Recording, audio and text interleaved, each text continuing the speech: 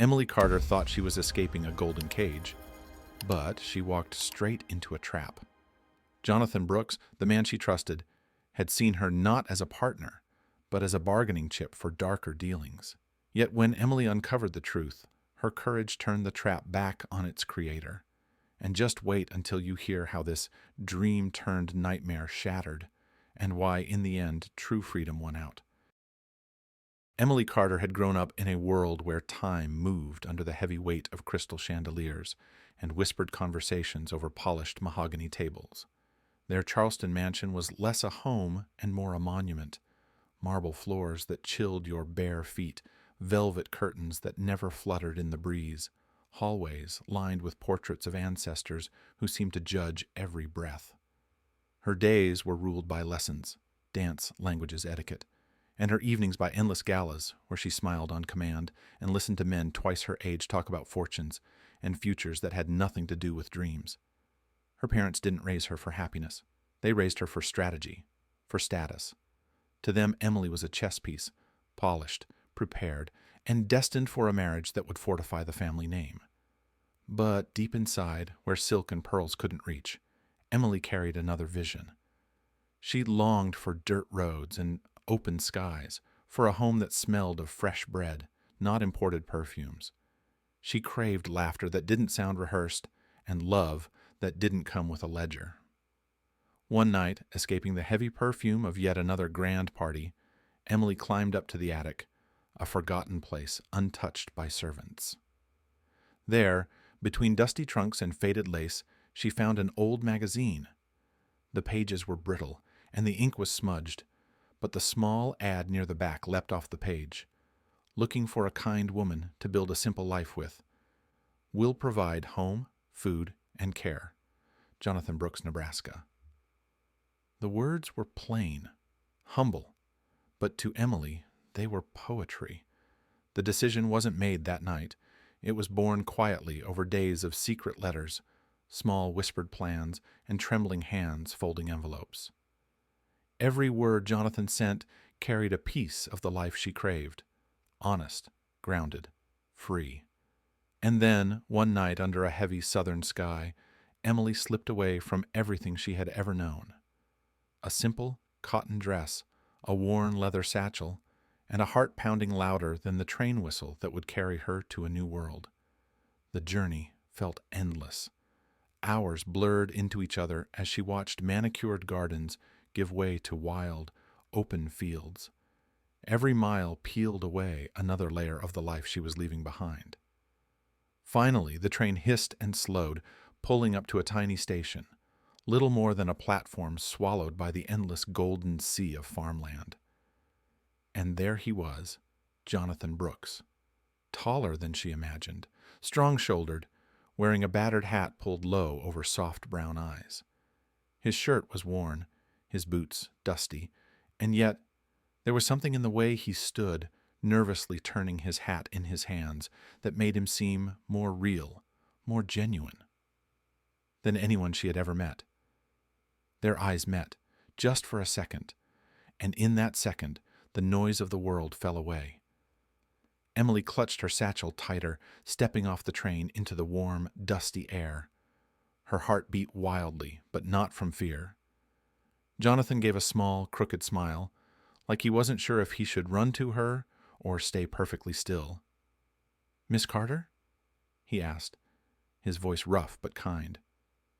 She nodded, the lump in her throat too big for words, and just like that, with no grand ceremony, no flashing cameras, her old life slipped away and a new one began.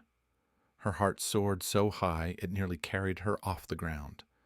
For the first time in her life, Emily felt she wasn't stepping into a plan made for her. She was stepping into her own dream. And it felt like the whole wide world had just opened up at her feet. The first weeks on the farm unfolded like the pages of a fairy tale Emily had never dared to believe could be hers. Jonathan was everything she had hoped for, and somehow even more. He was gentle, in a way few men from her past had been, thoughtful without needing grand gestures. In the soft light of dawn, Emily would watch him working the fields, his silhouette strong against the stretching sky, and wonder how fate had brought her somewhere so pure, so real. But what surprised her most wasn't just his kindness, it was his mind. Jonathan, despite his rough hands and sunburned skin, spoke of books she had loved in secret: poetry, history, even philosophy. He would mention lines by Whitman or Thoreau as casually as other men talked about the weather. In the quiet evenings, as they sat on the front porch watching the stars blink to life, he would share dreams of expanding the farm, of building a life full of purpose and growth. He even started building a little house just for them, right by the edge of the cornfield, where the winds whispered through the stalks like an old song. Emily spent her days learning to care for the animals, clumsily at first, laughing as chickens escaped her arms or when she spilled buckets of feed, and preparing simple meals in the small kitchen. Her fingers, once adorned with jewelry, now bore little nicks from kneading bread and tending gardens, and strangely, she loved them. In the golden hush of late afternoons, Jonathan would pull out a battered old guitar and play for her. His fingers, roughened by labor, moved gently across the strings, and though he missed notes now and then, his music filled the air with something honest and beautiful. Emily would sit on the porch steps, her skirt brushing the dusty ground, her heart swelling with a happiness she had never known. One evening, just as the last glow of sunset faded into the cool blue of twilight, Jonathan appeared with something hidden in his hand. Under the soft flicker of an old lantern, he knelt awkwardly, not with the polished words of a Charleston suitor, but with a simple, earnest heart, and opened his palm to reveal a ring. It wasn't gold, it wasn't adorned with diamonds. It was a slender band of silver, hammered into shape by his own hands. Imperfect, beautiful. Tears blurred Emily's vision as she held out her hand, trembling. When he slipped the ring onto her finger, it felt heavier with meaning than any jewel she had ever worn. For the first time, she wasn't living a life designed for someone else's ambition. This, dusty roads, starry nights, a man who sang for her without shame, was hers. It was real. It was everything she had ever wanted. But as the weeks slid into months, tiny ripples began to disturb the surface of her perfect world. Sometimes Jonathan would vanish for hours without explanation, returning with mud-caked boots and shadows beneath his eyes. Other times she'd find him lost in thought, staring at the horizon with a look she couldn't quite name, something like fear. Small things, easy to brush off at first. But the feeling grew, slow and persistent, like a draft sneaking in through a cracked window.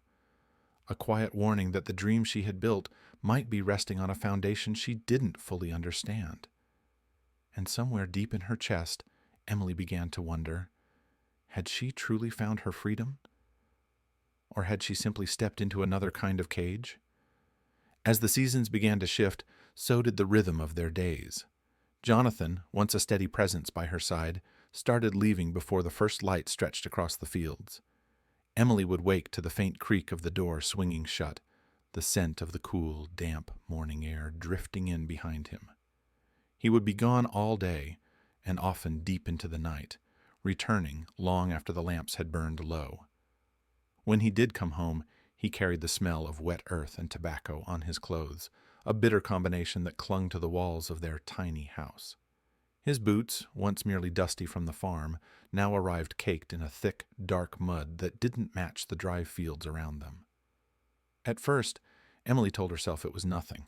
Farming was hard work. Maybe he had taken on new fields farther out, helping neighbors to earn a little extra. But the small things grew harder to ignore. Sometimes when she did the laundry, she found odd items buried in the deep pockets of his jackets. A pair of worn leather gloves with the fingers cut off, faded playing cards smudged with dirt, old chain necklaces that didn't belong to either of them. Things that didn't fit the simple life they had promised to build. Each time she found something strange, Emily tucked it away in a drawer, unsure whether to ask, unsure whether she wanted to know. Then one night, the silence woke her. The clock by the bed ticked steadily into the dark, but Jonathan's side was cold, untouched. Emily pulled a shawl around her shoulders and tiptoed through the house. The kitchen window stood wide open, the curtains snapping softly in the breeze. Stepping onto the porch, barefoot against the chill, she peered into the darkness. Far off down the dirt road, she caught a glimpse. A black truck tearing through the fields without headlights, its shape nothing but a shadow against the faint starlight. Her heart dropped. Something inside her whispered that she should turn around, lock the door, pretend she hadn't seen anything. But she couldn't. The next morning, Jonathan returned just after dawn. His shirt was torn at the sleeve, his hands stained with something she couldn't name. When Emily, voice trembling, asked where he had been, he simply said he had been trading corn, by the words as hollow as the look in his eyes. She tried to believe him. She wanted so desperately to believe him. But deep down, the first crack of doubt had split wide open. It wasn't just the late nights or the strange items anymore. It was the way neighbors avoided her gaze at the market, the way conversations fell silent when she walked past. Whispers drifted to her on the wind, fragments of warnings stitched together like a ragged quilt. That farm, it's not just corn they're moving. Jonathan works for people you don't want to know. Best keep your head down, girl. Still, she clung to hope. She told herself they were rumors, stories spun by lonely townsfolk with nothing better to do, until the day the strangers arrived. It was late afternoon when a battered truck rolled slowly up their drive, dust swirling around its tires. Two men she had never seen before stepped out, rough, hard-eyed, the kind of men who didn't need to speak to make their intentions clear. One of them called out, his voice sharp in the still air, "Tell your husband we want the shipment back. No more delays." Emily stood frozen on the porch, the grocery basket slipping from her fingers, apples thudding one by one onto the steps. For the first time since arriving in Nebraska, Emily wasn't a guest, a wife, or a dreamer. She was a prisoner, and she realized with a sinking dread that the life she thought she had chosen was never truly hers to begin with. She was trapped in a world she didn't understand, and the walls were closing in fast. The truth hit harder than any storm. Jonathan wasn't just a simple farmer. The long days away, the strangers, the quiet fear, it all fit now. The farm was a front, a hidden crossroads for illegal trade, stolen goods, rare treasures, things that disappeared without a trace. And Emily? She hadn't been a coincidence. He knew who she was, the daughter of a powerful family, a girl running from a life of privilege. To him, she had been a guarantee, collateral. The letters, the promises, the dream she thought she had built with him, it had all started as a lie. The night she packed to leave, the house felt colder than ever. But when she stepped onto the porch, Jonathan was already there, standing in the shadows. He didn't stop her. He didn't argue. He simply lowered his head and said, brokenly, "I didn't mean for this to happen, Emily. I didn't mean to fall in love with you." His voice cracked under the weight of it. And somehow, that hurt more than if he had shouted. Tears blurred her vision as she slipped the simple silver ring off her finger and placed it on the porch rail. Without another word, she walked into the night, the cool air swallowing the last of her dreams. She left behind the only man she had ever loved, and the only life she had ever chosen for herself. Her heart was shattered. But somewhere in that quiet devastation, she found something stronger than hope. Freedom, because sometimes the most beautiful dream is still a cage.